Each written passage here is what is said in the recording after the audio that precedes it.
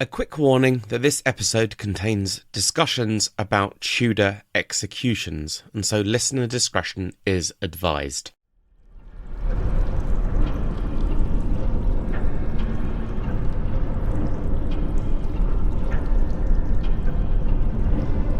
An aspect of the Tudor era that makes the dynasty so fascinating but equally so dark was the almost unending supply of executions which took place under each of the Tudor sovereigns. People having their heads cut off is totally and utterly intrinsically tied to Tudor history. This was, after all, the period of history which gave us a king who beheaded two of his wives. Helene Harrison is a historian and researcher who has produced a fascinating new book, Tudor Executions from the Nobility to the Block, in which she explores 14 of the most significant executions from across the Tudor era, from Anne Boleyn to Katherine Howard, Margaret Pole to Robert Devereux. Each has their backstory told and what led to them suffering the ultimate punishment available. So buckle in for a discussion all about the bloodier side of history's most infamous dynasty.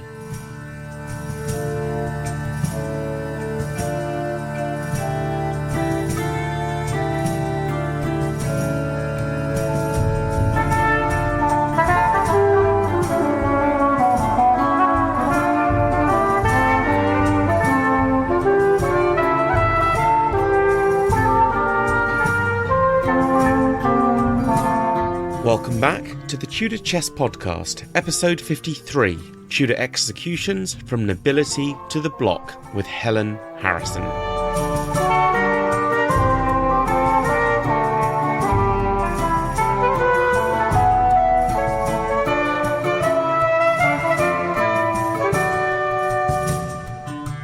Welcome to the Tudor Chess Podcast. Helene Harrison, how are you? I'm fine, thank you. How are you? Very well, thank you. So we're here today to talk about your new book, Tudor Executions from Nobility to the Block. But before we get into all of the juicy behind-the-scenes stories of the people that you write about and the deaths that they met, just wanted to ask you a few sort of get-to-know-you icebreakers, if that's okay. So can you provide me with a short intro into your background, so where you grew up and what you now do full-time? Yeah, so I was born and raised in northeast England. I live not far from Newcastle upon Tyne on the coast. Growing up was just a bit crazy at times. I've got a younger sister, so we just sort of, well, we fought like cat and dog a lot when we were young. But I then sort of went to uni. I've got 3 degrees, 2 in history Wow. and 1 in library management, and I now work full-time at my alma mater university in the university library. So it's kind of come full circle, which is nice. So what sparked your passion for Tudor history? I've always really been around history. Growing up, we took a lot of camping trips up and down the UK, visited lots of castles and ruins and abbeys and things like that. And my dad's always been very into military and naval history and Plantagenets as well, so he goes a bit further back. And then I felt a bit bereft when I finished my undergraduate degree in 2012. And I started my history blog, Tudor Blogger. So that's been 12 years now. And then it just sort of took off from there, really. And I was sort of reviewing books. And then I got asked to write my first book, which came out in January 2023. So You've turned them around really quick. It feels like you turn books around quite quickly. This one, yeah, it was about a year, I think, but I've been researching executions for a while, so a lot of the background information was sort of already there, and I'd read a lot of the sources already, so it was pulling it together, really. It's very impressive. It took me it took me 2 years to write my book, but I was sort of procrastinating quite a bit at the time, so I think that was probably part of it. So if you could pick a single moment from Tudor history to go back and witness, you can jump in a time travel machine, what would it be? It would have to be the coronation of Anne Boleyn in Same. 1533. Yeah, the moment of our greatest triumph after those long 7 years. And I think I'm right in saying she was the only queen consort to be crowned with St Edward's crown as well. Correct. which I think would just be amazing to see that moment of her triumph, and pregnant with Elizabeth as well at the same time was just, oh, and I want to know what those crowds actually thought. We get a lot of conflicting information from Yes. different sources, so it'd be good to actually know what people were saying at the time. Yeah, and I think one of the other things I have, mine is exactly the same. I would love to go back and see Anne Boleyn's coronation, because the other thing I'd quite like to do is to be in the audience and sort of look around and figure out how many people I could recognise based on portraits. You know, oh, there's Charles Yes. Brandon, there's Thomas Cromwell, that kind of thing. I think would be really interesting. Yes. So, do you have Yeah. a Tudor pet peeve? Is there something that just really gets your goat? Um, it might be controversial, but I'm going to say it anyway.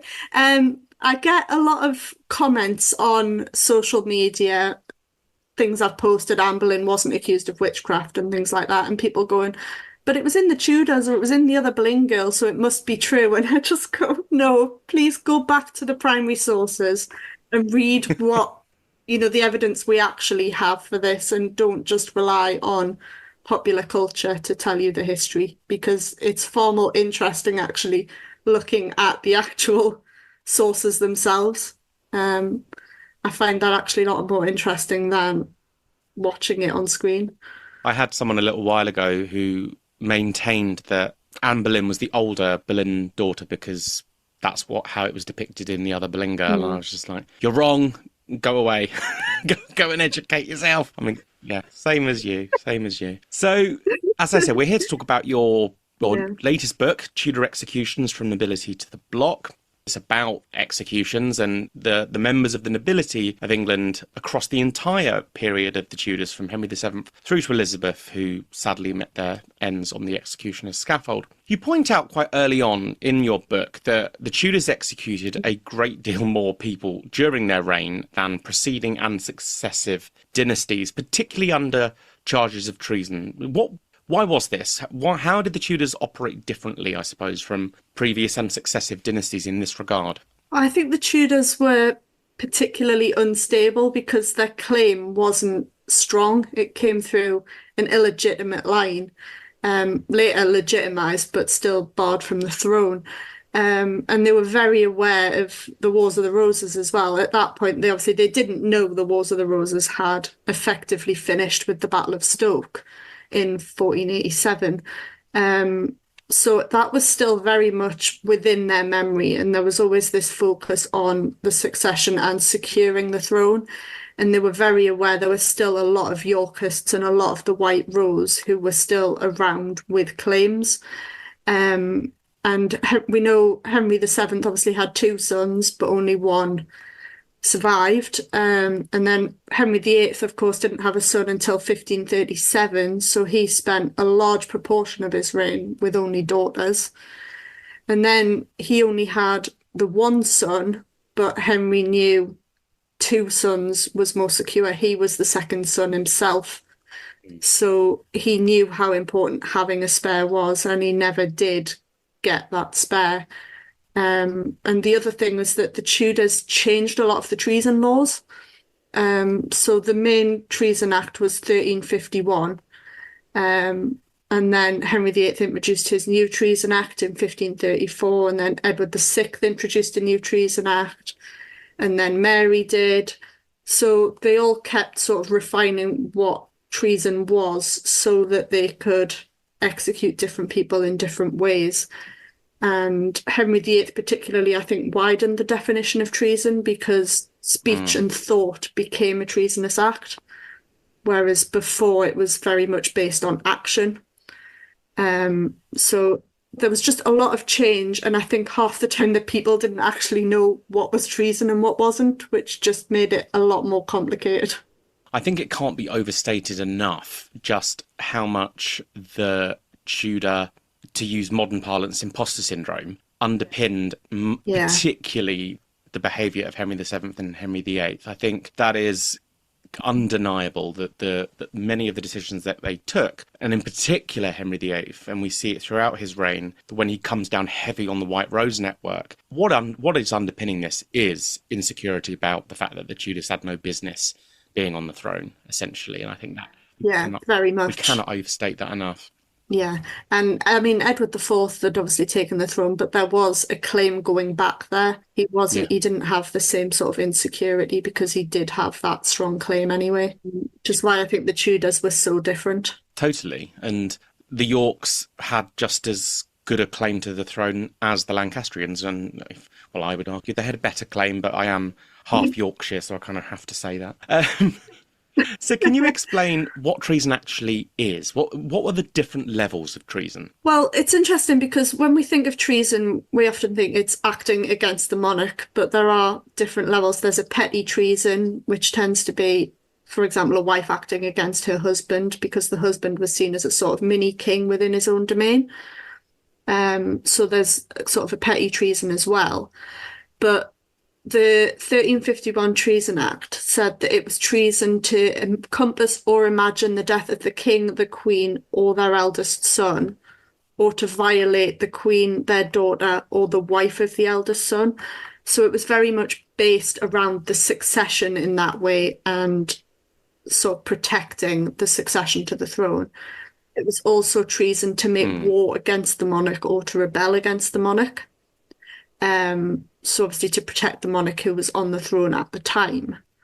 But the 1534 Act introduced by Henry VIII, effectively to protect Anne Boleyn and her offspring, introduced the idea of treason through speech and ideas because there was a lot of sort of libel sort of going around about Anne Boleyn and about Elizabeth at the time. And I always find it interesting that effectively Anne Boleyn was condemned by the act designed to protect her at that. Um, Yeah, yes, the irony of it it's is, devastating in yeah. part, but yeah. And then Mm. Edward VI then introduced a Treason Act in 1547, which sort of refined the definition even further. But the other interesting Treason Act was the one introduced in 1554 by Mary I, because she effectively undid everything that had been added by Henry VIII and Edward VI and took it back to its 1351 definition. Um, so she was effectively not just rolling back the clock on religion. We know she tried to take England back to Catholicism, but she was effectively taking England back to how it was when her mother was on the throne. It's almost like she Mm. was immortalizing the memory of her mother through doing everything and just taking England back 30, 40 years. Yeah, definitely. You get the sense that this was a woman who wanted to, as to the best of her ability, effectively erase certainly what her brother had set in place, but also her father, because frankly speaking, he had treated her appallingly. And I think there was definitely there must have Yeah. been that sense in Mary. Now I have the capacity to right all of the wrongs as I see them, and you can kind of understand where she was coming from, I think. Yeah, and I think, she's always called Bloody Mary, and you just think, well, we're all sort of shaped by our childhoods and by our Mm. adolescence, and she didn't have a very safe adolescence. So I think in part she was just sort of harking back to that time when she did feel safe and loved. And also, I think the whole Bloody Mary thing is grossly unfair anyway. I mean, ex Yeah. Edward and Elizabeth executed people for their religion, and I mean, I had last week I had the author of My Lady Jane, the book series on the podcast, and she asked me for my opinion on Edward the Yeah. Sixth, and I said that actually, I think had he lived into adulthood, he would have turned into more of a tyrant than his father. He had all the signs of being an absolute psycho, to be honest. So rather than explore all the different types of execution, you decided to focus the story through the lens of 14 quite notable individuals and their own execution. So I'm just curious, why did you approach it from that angle? And how did you select the people that you would cover?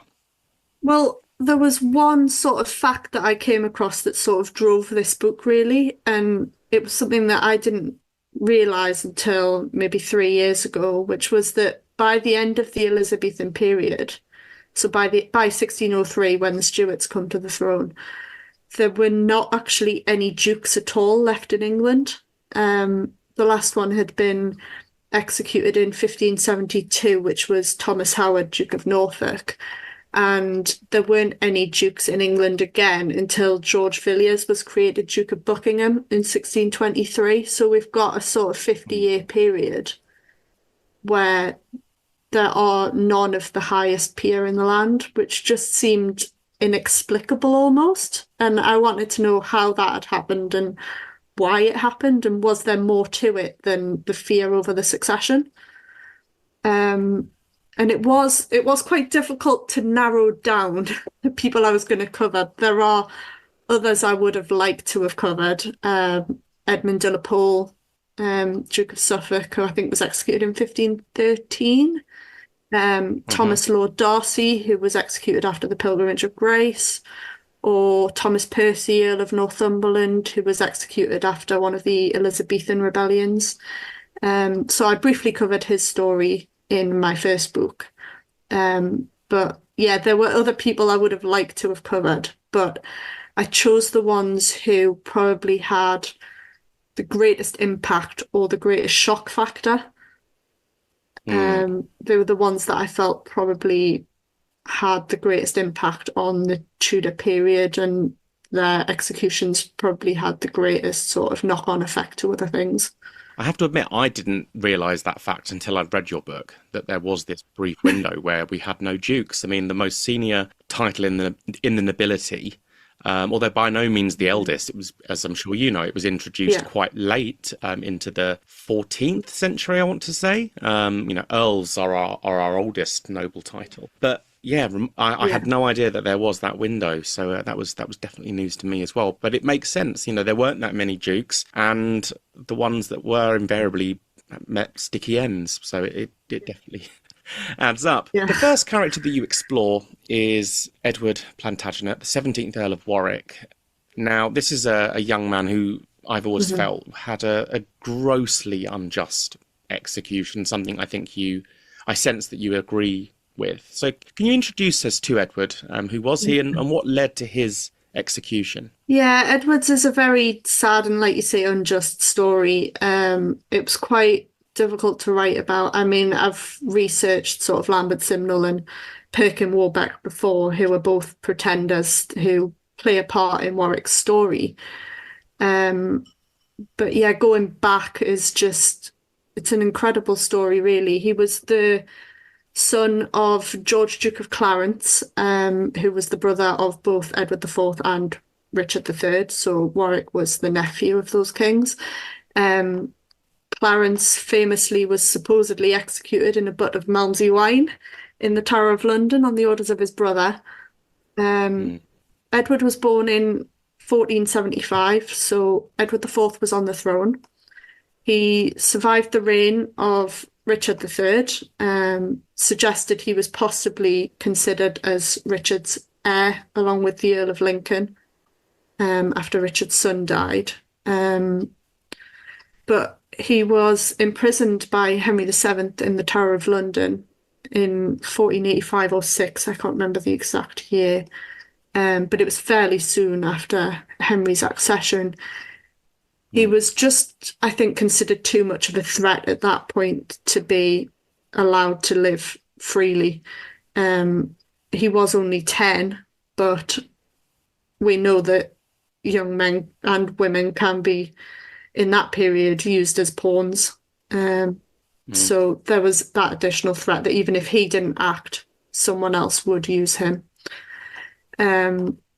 So the first pretender against Henry VII was Lambert Simnel, who claimed that he, in fact, was the Earl of Warwick, that he'd been helped to escape from the tower. But Henry VII brought Warwick out of the tower and paraded him around and said, look, I've got the actual Earl of Warwick, so this isn't him. And the Simnel rebellion was put down fairly quickly. But the second pretender, Perkin Warbeck, was a lot more damaging for Warwick. He managed to get in support from the likes of Margaret of Austria, the Holy Roman Emperor, and he did in fact lead an invasion of England, but it was fairly quickly put down. And Warbeck was eventually imprisoned in the Tower after he tried to escape from Westminster. But we're not really sure what happened next. There are suggestions that Warbeck and the Earl of Warwick had sort of conspired in the Tower together to escape, and overthrow the king. But whether that was just made up as an excuse to get rid of them, we're not really entirely sure at this point. But that plot did lead to the execution of both of them in 1499. And so at that point, Warwick had been imprisoned for about 14 years. So he spent more of his life in the Tower than he did outside of it, which is just incredibly sad. Yeah, it's really sad. And I actually, there's that famous quote that he wouldn't be able to discern the difference between a goose and a capon, and it sort of suggested that he was mentally that he suffered a sort of mental collapse during his imprisonment. But I conclude, I mean, as I'm sure you know, my book is about the rise and fall of the Pole family. So I talk extensively about Edward, Earl of Warwick, towards the start of the book. And my reading on it is that he was just unworldly. This was a man who'd been imprisoned from the age of 10. He'd been shut out of polite society and was probably just very naive and very unworldly. And it's just it's such a sad story. And I think that one of the other big things that was also driving Henry VII's decisions was the impending marriage of Arthur and Catherine of Aragon. Yes, I think Catherine of Aragon later said that her first marriage was made in blood, and so that may have sort of had an impact on why Arthur died so young, that the marriage was effectively doomed. Yeah, because her parents essentially said, we're not releasing her we're not letting her leave Spain until major claimants to the throne are dealt with. And I think it was described as doubtful blood. I can't remember the exact quote, but yeah. Your second exploration is into the death of Edward Stafford, the third Duke of Buckingham. Now, Buckingham's execution was particularly significant because he was a major member of the nobility, probably the most senior member of the nobility. So what was he actually accused of? And there's sometimes a belief that he was one of the few examples where guilt was likely. I've always been on the fence about that. It's portrayed in the Tudors, the TV show, that he was definitely guilty, but we obviously take that with a big pinch of salt. So what are your thoughts? What was he accused of, and do you think there was some truth in the things that brought him to his death? Yeah, I go backwards and forwards over Buckingham's guilt. I can't quite sort of establish whether I think he was guilty or not. It is an interesting one, and there does seem to be lots of conflict over this. It made me a bit nervous writing the chapter in the book, whether it was going to cause absolute chaos when it came out. But Buckingham had good royal descent. He was a direct descendant of Edward III through a legitimate line, where the Tudors came through an illegitimate line. So it could be argued that he did have a much better claim to the throne than the Tudors. But in the indictment against him, I believe it was claimed that Buckingham had told, I think it was the Earl of Westmoreland, that if the king had no sons, then he, Buckingham, would be the next in line to the throne. Which, if not directly treason, was running very close to it, because you're not supposed to imagine the death of the king. Let alone speak it. Yes. So that was sort of controversial within itself, but it's also said that Buckingham had employed someone to tell the king's future, whether he would have children and sort of when would he die, which again is effectively predicting the death of the king. So there's a few little things that sort of, when put together, could add up to be quite condemning. But Buckingham also seems to have been very proud of his lineage, and he wasn't afraid to sort of say, yes, I'm a direct descendant of Edward III. And I think in a way he scared Henry VIII. Because Henry knew the Tudors' claim wasn't particularly strong, that Buckingham's was stronger. And Henry didn't like to be challenged. And I don't think Buckingham was afraid to challenge him. And I think that really scared Henry VIII. And Buckingham had the power and the wealth to raise a large retinue, effectively an army if he wanted to, which... Yeah, there wasn't a standing army in England at the time. If Buckingham had done that, I think he potentially could have overthrown the king at that point. Um, Yeah. so it's interesting. And there's also, I think, a claim from an ex-servant of Buckingham's. I can't remember which servant it was, that Buckingham had actually acted out how he might stab the king, which is a scene we see play out in Showtime's The Tudors. Whether that's how it would have actually played out is unknown, but there were suggestions that Buckingham had actually done that. It's an interesting one with Edward Stafford, isn't it? Because he is seen as I've never really understood the theory that he would be the natural successor to the Tudors, because yes, he had royal blood, but there were several other families that had had royal blood, and actually his closest link was via, I mean, he was actually descended from a Woodville. He was as I'm sure you know, he was a nephew by Yes. marriage to Edward IV. I would say that, when I Yes. looked at, again, with the book I wrote, when I looked at the families, the White Rose Network, the Exeters, the Staffords, the Poles, Mm. for me, it's the Poles that had the Yeah. greatest claim, because it was in, That's what I was, just going to say, is the Poles actually had a greater claim yeah, because they it were was a male line, directly descended through Richard, Duke of York. So, and it was in the male line, because it was via yeah.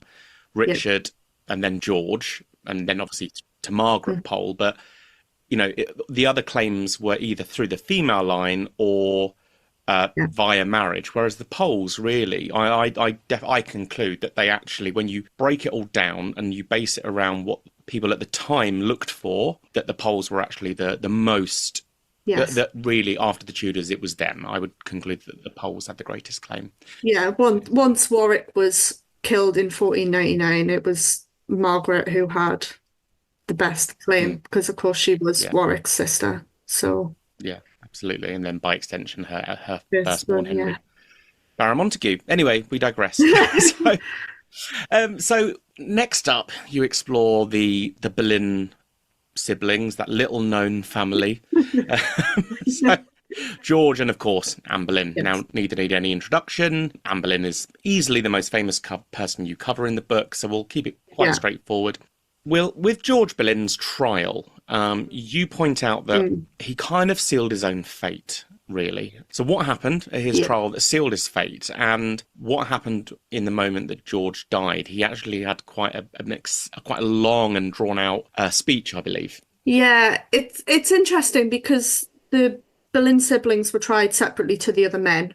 As peers, they had the right to be tried by their peers.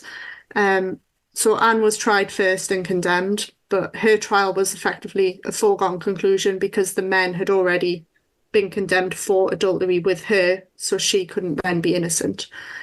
George Boleyn's trial, I don't want to say it was necessarily an uncertain outcome, but there was a certain amount of sort of not knowing quite how it was going to go. Um, Well, there was betting, wasn't there? Some people were betting 10 to 1 that he would actually get yes, acquitted. it was. It was one of the very few examples where people were like, this guy might get off. Yeah, because although we know sort of Henry VIII was, I think in some way, he'd convinced himself of their guilt. And Mm. I think once he decided that someone was going to die, they were going to die. But yeah, there seems to have been an unusual amount of uncertainty around George Boleyn's trial. Um, so yeah, people were betting that George would be acquitted. But the part of the trial that's most interesting is that George was handed a piece of paper with something written on it, and he was told not to read it aloud and just to answer yes or no whether he had said that.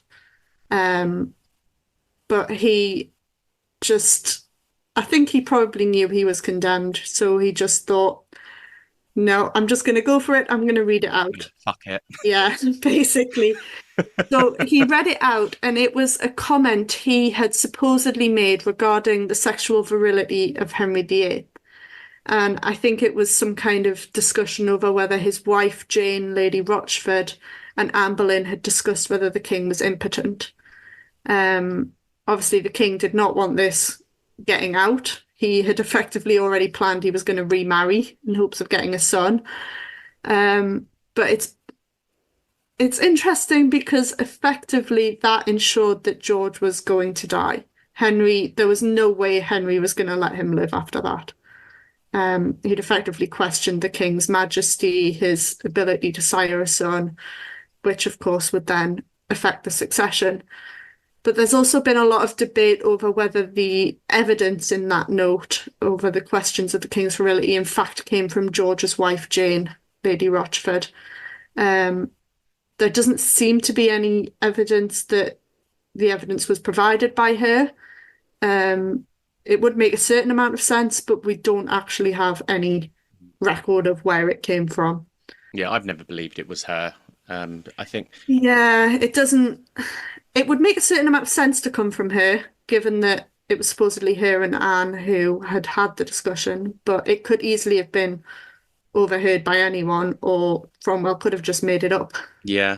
We don't really know. Yeah, well, in George's trial, he says, doesn't he, something, I'm paraphrasing, but something along the lines of, you're going to condemn me on the word of one woman. That Yes. could easily have been Lady Worcester, you know. Yes. And actually, I maintain that Jane Boleyn has had a big miscarriage of justice as far as her supposed role in the downfall of Anne and George, because realistically, when you think about it, it doesn't actually make sense. I mean, this was a woman, whether we like it or not, it was a deeply patriarchal society. This was a woman whose entire position rested on her marriage. She was a Boleyn. Why would she throw that away? If you actually think about it logically, it doesn't add up. Yeah, it doesn't quite make sense. But yeah, that rumour will persist all the time. That's another Tudor pet peeve. But yeah, George's execution is also interesting. He was the first of the men to die as the highest ranking. And yeah, his execution speech, the one I use in the book, came from the Chronicle of Calais. And George describes himself as a wretched sinner, saying that he deserved to die if he'd had 20 lives and not to trust in the vanities of the world.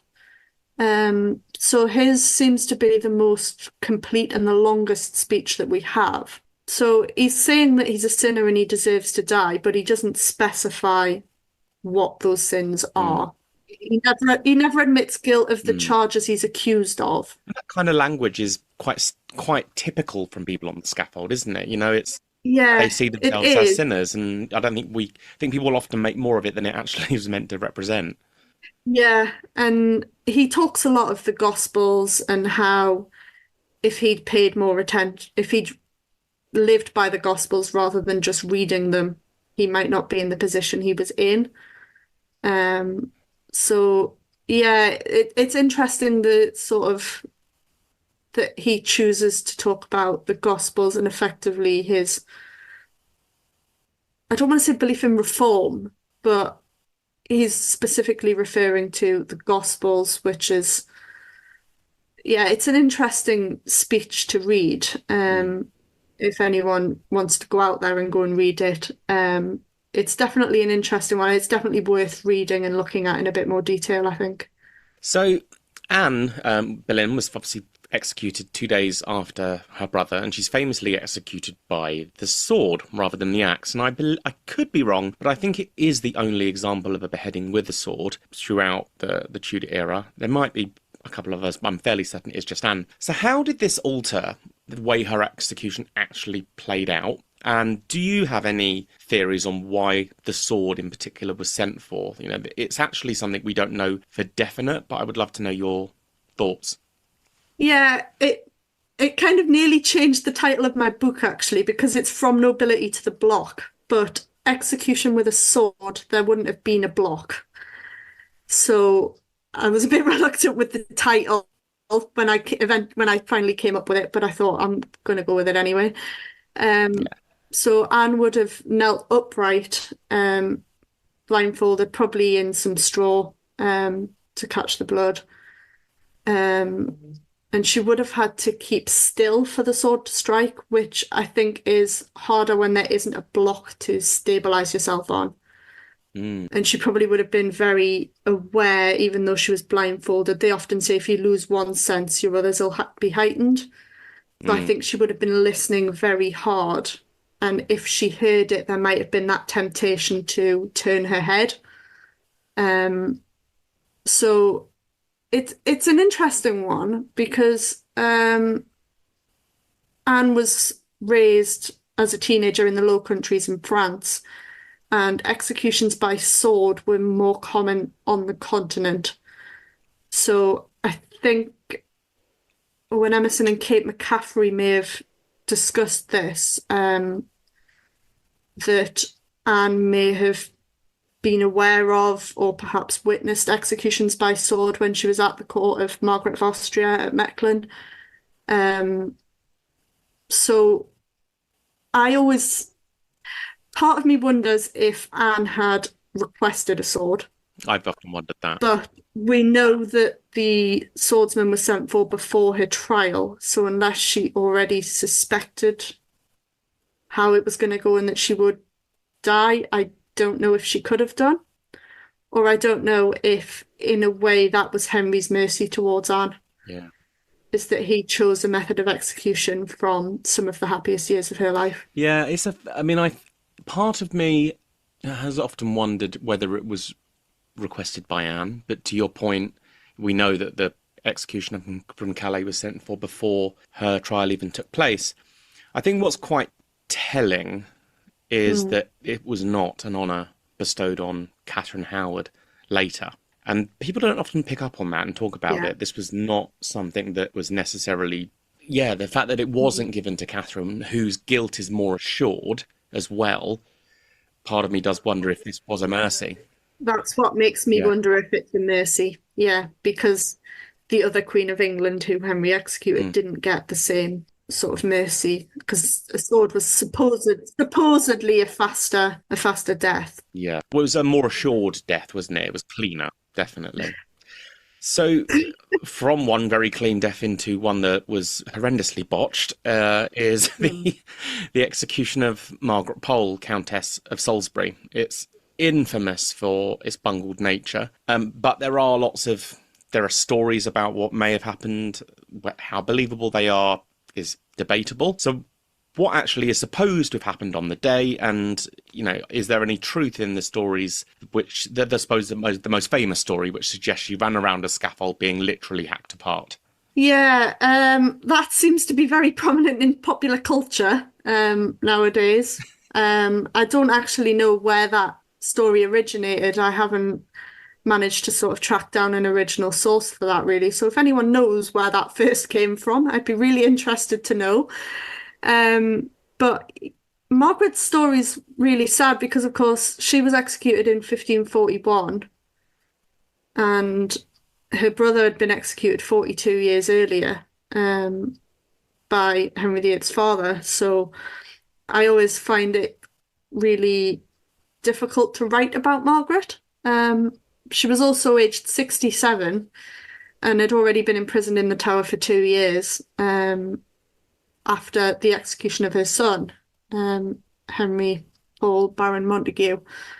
So she'd already lost her son as well. The Imperial Ambassador Chapuis had reported that the usual executioner was unavailable. So he describes how an inexperienced youth was hired to do it instead, and that it took several attempts to sever the head from the body. Chapuis doesn't report any kind of running around the scaffold being hacked to death or anything like that. And I think he probably would have reported that had it happened, because he did report on the execution itself. We have reports that she made a speech asking people to pray for the king, the queen, the prince and the princess. The princess in this case meaning Mary, not Elizabeth. So the fact that she made a speech and sort of that Chapuis didn't report anything suggests that she probably didn't run around the block. She didn't have to be chased. It suggests that she was calm, but we do know it was botched and it did take several attempts to remove the head from the body, which is, don't like thinking about that too much, really. And she was, by the standards of the time, an old lady. I think that's Yeah. the other. That's, I think, what actually really is the sort of the nail in the coffin for a lot of people with why this was such a horrific act, is that this was an elderly lady by the standards of the time. I mean, 67 is roughly 90 by modern standards, and Yes. this was a woman who, realistically, her guilt was the blood in her veins, and I think that is that kind of is really what underpins her downfall. And in the records that I looked at when I was looking into the execution, actually the contemporary records make no mention of the running around on a scaffold. In fact, they make no mention of a scaffold. Actually, based on what I could determine, there was no scaffold at all.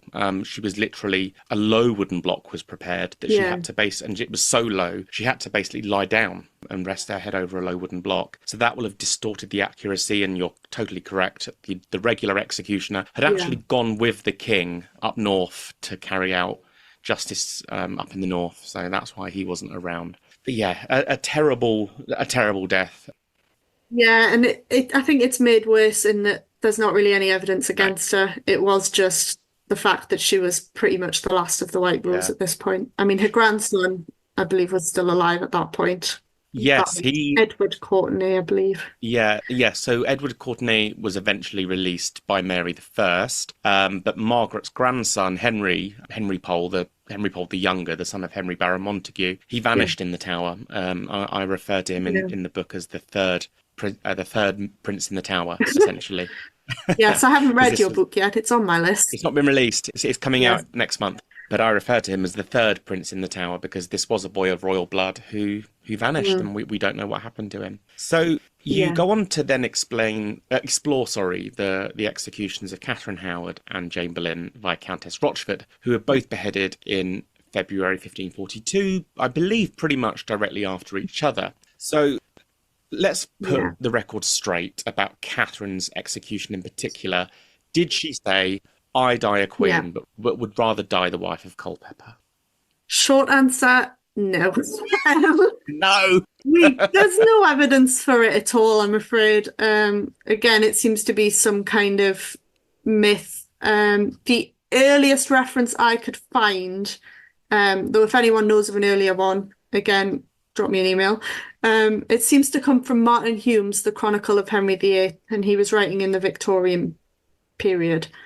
The Victorians seem to like almost romanticizing things, creating tragic heroines. I've been writing a bit about the Victorian period in terms of how Anne Boleyn's been portrayed by the Victorians, and you're seeing almost similar thing with how she's portrayed.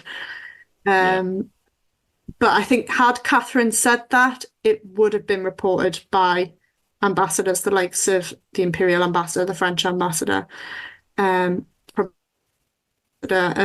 we just have no reports at all to suggest that. There are reports that both of them said little on the scaffold. But yeah, I think it would have been reported had it been said, but we just have that comment that they both said little. And it doesn't make sense either. And I was at the Tower of London earlier this year, and I went into the Chapel of St. Peter ad Vincula, and when I was in there, there was a tour group with one of the beefeaters, and all these American tourists sort of taking everything in, and he tells them this story of Catherine's saying, "I die the queen, but would rather die the wife of Culpeper." But he was telling it as if it was fact. This is a beefeater in the Tower of London telling this story as fact. And I could see all the tourists going, ooh, wow. And I'm sat there sort of chewing my cheek, wanting to go, "It's lies! Shut up!" But you can't. Yes, I did once actually correct a beefeater at the Tower of London as the location of the scaffold that Anne Boleyn died on, because they said it was where the monument was. And I was like, it's really not. Exactly the same. I was stood at that glass monument, and these tourists were talking about it, and I said, just FYI, this isn't actually correct. If you want to be in the spot, go stand outside the Crown Jewels. That's where the scaffold actually was. But anyway, so after Catherine was killed, one of her chief maid, Jane Boleyn, Viscountess Rochford, followed her onto the scaffold. So is it correct that Henry VIII actually had to change the law to get Jane Boleyn beheaded. And did she hold it together on the day based on the records? Yeah, Henry VIII changed the law so that he could execute an insane person. There was one record I read, I can't remember who it is right now, that said Henry had sent a doctor or something to Jane to see if she really was insane and if he could make her sane so that he could kill her. But he changed the law as a backup so that even if she was insane, he could still kill her. Um, and It's yeah, the mad, law isn't it? was passed 2 days before the execution, so just in time. And Chapuis, again, the imperial ambassador, had reported that Jane had been seized by a fit of madness. Um, so it seems something had happened, whether she had really gone mad or whether she was aware of the law and faked madness, which has been suggested, I think, in the last few years that perhaps she was faking it. Because people who were insane and were imprisoned were usually eventually released and sent home. So there's been Right. a suggestion that perhaps she thought if she pretended to be insane, she would be released and would survive. I'm not entirely convinced by that theory. I think probably Hmm. the situation in the tower and the fear probably reminded her of George and Anne Boleyn's execution. I think it may have just been too much for her to cope with at that point. We then move on to Thomas Seymour, Baron Sudeley, who was the essentially the first major nobleman killed during the reign of Edward VI, his own nephew. So what led to Yes. this, and how much of a role did Edward Seymour, so Thomas's older brother, actually? How involved was he in bringing down his younger brother? The big thing everyone goes to with Thomas Seymour's execution is his relationship with Princess or Lady Elizabeth. Um, there's been a lot of controversy and over exactly what happened in that relationship and how much of a role it played in Thomas Seymour's execution. We know Elizabeth was questioned when Seymour was arrested, and there were rumours that she was even pregnant by him at one point. She said she'd like to come to court and disprove the rumours. Um, but I think Catherine Parr's death had almost turned Seymour's head. Um, I think with Catherine Parr, he had a certain level of not power, but he had a certain position, married Hmm. to the Dowager Queen. And I think when Catherine Parr died and Edward Seymour and Anne Stanhope wanted her jewels back, they refused to give up her jewels. And I believe they even took some of Catherine's personal jewels she'd been left by her mother. Anne Stanhope does not seem like a very nice person. I haven't read that much about her, so I'm not going to comment. But She sounds like a total bitch. Kind of iconic, but yeah. so yeah, it's an interesting one in terms of his relationship with Elizabeth because we don't know a lot about it, but it does seem to have damaged his relationship and it does seem to have had some impact on his downfall and execution. But we also know that Thomas Seymour planned to break into King Edward VI's apartments at Hampton Court. He'd gained a key and tried to enter by the palace gardens into the apartment. And it suggested he wanted to kidnap the king and take him away from Edward Seymour's influence. Edward Seymour was the Lord Protector, so he was effectively controlling access to the king. And Thomas Seymour thought, well, we're both uncles to the king. We should both have equal power and equal share in seeing the king. Um, so he tried to break in. He did get in, but he was surprised by the king's dog and he shot the poor little dog. That's where he loses me. Yeah. So the guards found him with a gun in his hand. But he wasn't actually arrested until the following day, according to accounts. So, but yeah, Edward Seymour's involvement's interesting because there isn't a massive amount of evidence. I think Somerset did find it incredibly difficult, having to almost authorize the death of his brother. Mm. But he did abstain from voting in Parliament for the Act of Attainder. He did actually abstain. He didn't effectively condemn it. But I do remember reading somewhere that once Parliament had passed the Act, he asked that him and the King not be sort of praised about it again until Seymour was dead. He didn't want to think know about exactly what was going on. Were. So yeah, I think had Somerset stepped in and tried to save Thomas Seymour, I think it would have meant his immediate downfall. We know he did survive a little bit longer as protector past his brother's execution. Not massively long, but I think it would have meant his immediate downfall had he tried to save his brother. I think he let his brother die to try and save his own position. Yes, and that position didn't last. No. You know, to come on to the next topic is Edward Seymour's own execution. This time, essentially, at the hands of his former ally, John Dudley, Duke of Northumberland. So what happened at Edward Seymour's execution? Because I believe, I could be wrong, but I believe it drew like huge crowds, thousands and thousands of people who were actually quite sympathetic to him. I think wasn't he referred to as the Good Duke? Yeah, it's interesting because Edward Seymour was always referred to as the Good Duke and John Dudley as the Bad Duke. But we don't actually know when those terms came into use, if they were actually used at the time or if it's a sort of later invention. I haven't managed to track down a source on that. It just seems to be in almost common use at this point, but we don't actually know where it came from.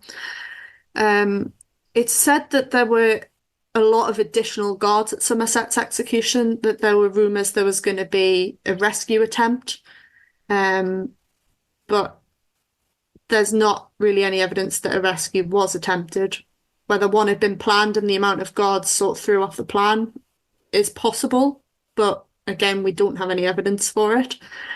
But Somerset's inclusion in the book was a bit of a question mark for me because Somerset wasn't actually accused of treason. Right. He was actually condemned for felony. He was found innocent of high treason. But a felony still carried the death sentence. And I think effectively the reason for his execution, I think Northumberland had wanted it to be treason. But Parliament just refused to find that. So yeah, I did include him because I think Northumberland would have liked it to have been treason. And it did actually take about 7 weeks between his trial and execution for the death warrant to be signed. It's quite a long time, actually. Which is, yeah, it's an unusually long time for Tudor executions. We see similar with Elizabeth I when she executes Mary Queen of Scots. She signs it and revokes it and signs it and revokes it. And we almost see a similar thing here, but it's not signed and revoked. It's just not signed. Whether Edward VI was struggling to sign it or authorise it, whether he would have actually signed it, I'm not 100% sure, but whether he was struggling to authorise it, it was his uncle and his Lord Protector, and by all accounts, they had been fairly close.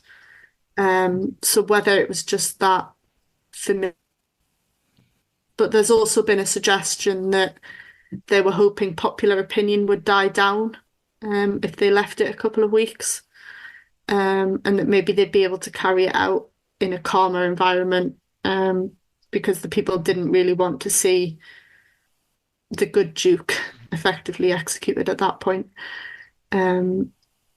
So it's an interesting one because it just doesn't seem like the king really wanted it at many points. So yeah, that delay is an interesting one to think about why. One of the most tragic figures that you cover is, of course, Lady Jane Grey, who famously was beheaded at the age of roughly probably just 16, following the coup that temporarily placed her on the throne. So talk to me about Jane's execution. You know, is there any truth? Do we know where the long-believed theory that she sort of struggled to find the block came from, etc.? Jane's execution was actually the hardest one to write about when I was writing this book. I think because she was just so much a pawn in the hands of others. I don't believe she ever actually wanted the throne. And so young. I think it was sort of under duress that she accepted it. And because Edward VI had said, effectively, I want her to have the throne. I think that's the only reason that she agreed to it. But Jane was executed on Tower Green within the Tower of London, not on Tower Hill. And her execution had been delayed from its original date because Mary I had hoped to convert her to Catholicism. That I don't think there was ever a chance of that happening. I think Jane was a very committed Protestant at that point. But Mary had sent John Feckenham to her to try and persuade her. And it seems that Jane actually took to Feckenham almost. She allowed him to accompany her to the scaffold in the end, which I think is a nice sort of, even though they had those opposing religious views, they could still sort of have that discussion. And in the end, she still allowed him to go with her. But Jane's is hard because I think originally Mary had wanted to pardon her. I think if it wasn't for the Wyatt rebellion, she probably would have been set free had her father not become involved. Totally. Yeah, her father is to blame here. Yeah, massively. Because it's just, I mean, he was freed after sort of the 13-day reign. I don't like 9-day reign. I agree. It's 13-day reign. I totally agree. So he was actually set free and then became involved in a rebellion anyway. And I can't understand his motivation for it was crazy getting involved in that. So that's partly why I find Jane's so hard, is because I think she was sort of out of danger almost. Yeah, it didn't need to happen. Yeah. And in her scaffold speech, she acknowledged that accepting the crown was wrong, that she hadn't wanted it. She didn't name anyone who was to blame, but the implication was that it was effectively Northumberland. Well, I believe that's what the implication was. Other people have said it was her parents who possibly forced it on her, but I think it was pressure from Northumberland and probably Guildford Dudley, who I do think wanted to be king at that point. But Jane recited the 51st Psalm in English. John Feckenham then recited the same in Latin. It was just, I always think that combination of almost Catholicism and Protestantism on the same scaffold is quite, not revealing, but yeah, it's just an interesting sort of, I think, thing about Mary's reign is that she's coming out of this committed Protestantism and is determined to return the country to Catholicism. And Jane is almost a symbol of that failed Protestantism almost, which is interesting. There are a few sources that suggest Jane maybe struggled to find the block, and that the executioner actually had to guide her hands onto it. I can't think of the source right now, but there is, I think, is it one report? There may have been two. But I think it's completely understandable. She was a teenager facing a sudden death and being blindfolded and suddenly not being able to find where she was supposed to be. I think she probably did panic in that moment. Understandably, yeah.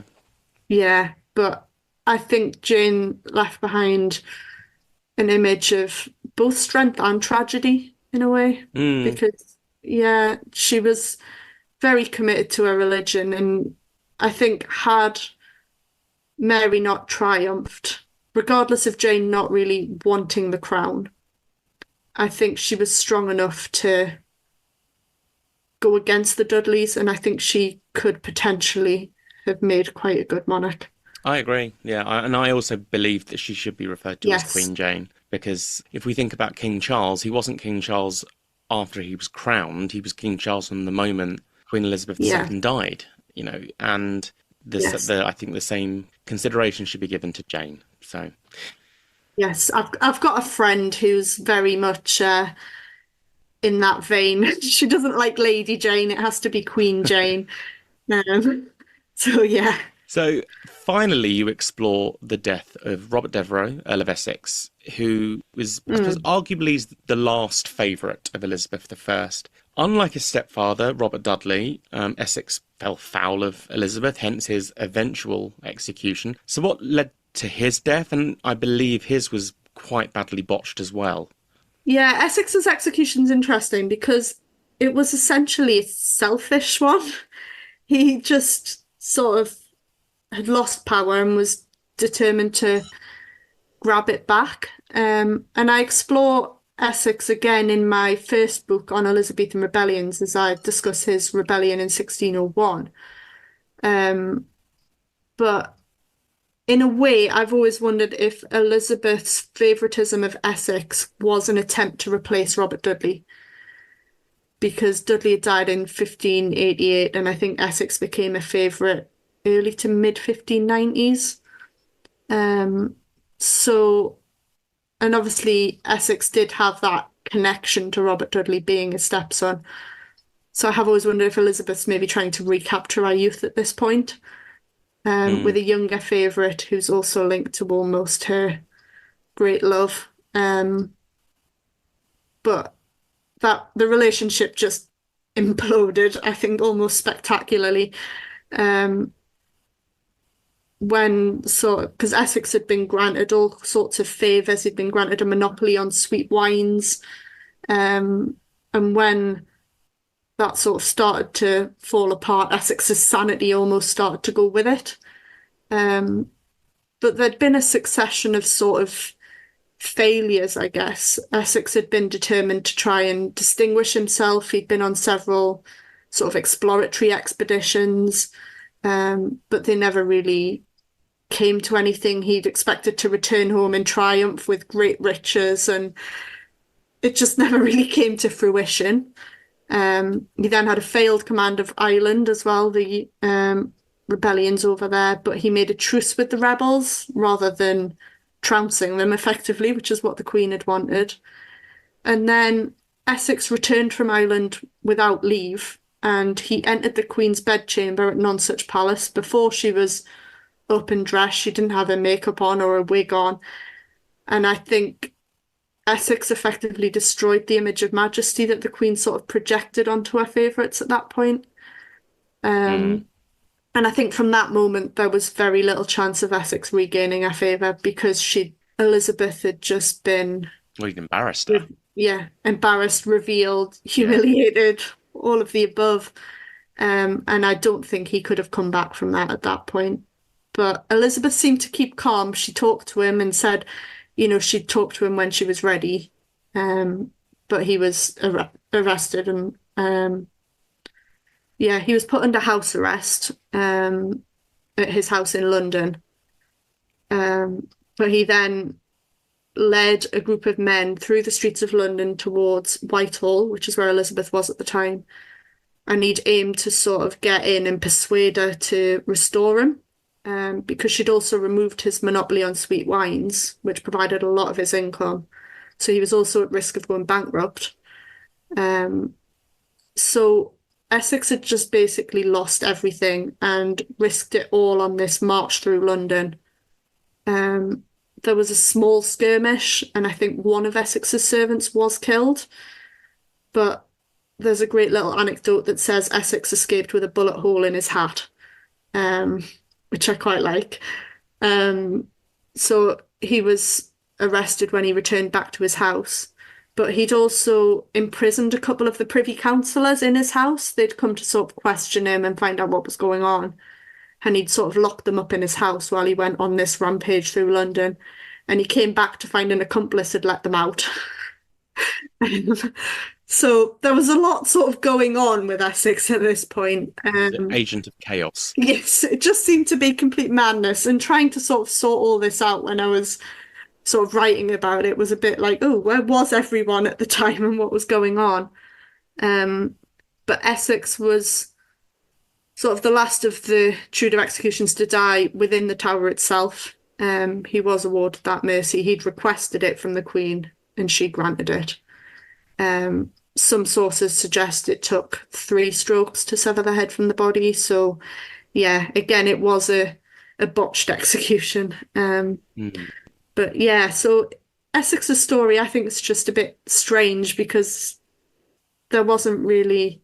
It all stemmed from that fact that Essex was essentially selfish and overly ambitious and just couldn't cope with losing power and wealth and privilege. So my final question that has actually just occurred to me, and I'm curious to know why Mary Queen of Scots was not included in the book. Yes, I've had a few questions about this. Mary Queen of Scots wasn't a Tudor noble. Okay, right. Yeah, there Stuart you go. Queen. Straightforward. Yeah, she wasn't a Tudor noble. She was a Stuart Queen, so that's why she's not included in that book. Although Mary features a lot in my first book, so if anyone wants to read more about Mary... You can go and buy Elizabethan Rebellions. So this book is obviously it's out on Amazon. People, please do go and buy it. It's such a fascinating book. So thank you so much for coming on and having a chat today. This has been a really fascinating conversation. Where can people find you on social media? So I've got my website, which is tudorblogger.com. I should update more often on there, but I've been a bit busy writing. I'm in the same position. Yes, I also have Facebook, Twitter, Threads, and Blue Sky, and Instagram. I am Tudor Blogger on all of them. So that's nice and easy. But yeah, I think that's everything. Brilliant. Okay, well, thanks again so much for coming on to the show, and we'll speak soon, I'm sure. Thanks very much. And so that brings us to the end of this week's episode of the Tudor Chess Podcast. Thank you so much for listening, and a massive thank you to Helene Harrison for coming onto the show. I'd love to hear from you with any suggestions for future episodes that you may have. If you enjoy the podcast, then perhaps you would consider giving the series a review, and ideally a 5-star review. It really does help keep the podcast going and is massively appreciated. If you'd like to support the channel further, then perhaps you would consider becoming a patron or Apple Podcast subscriber, where you gain access to my weekly subscriber-only podcast episodes. Thank you again for listening to the show, and speak soon.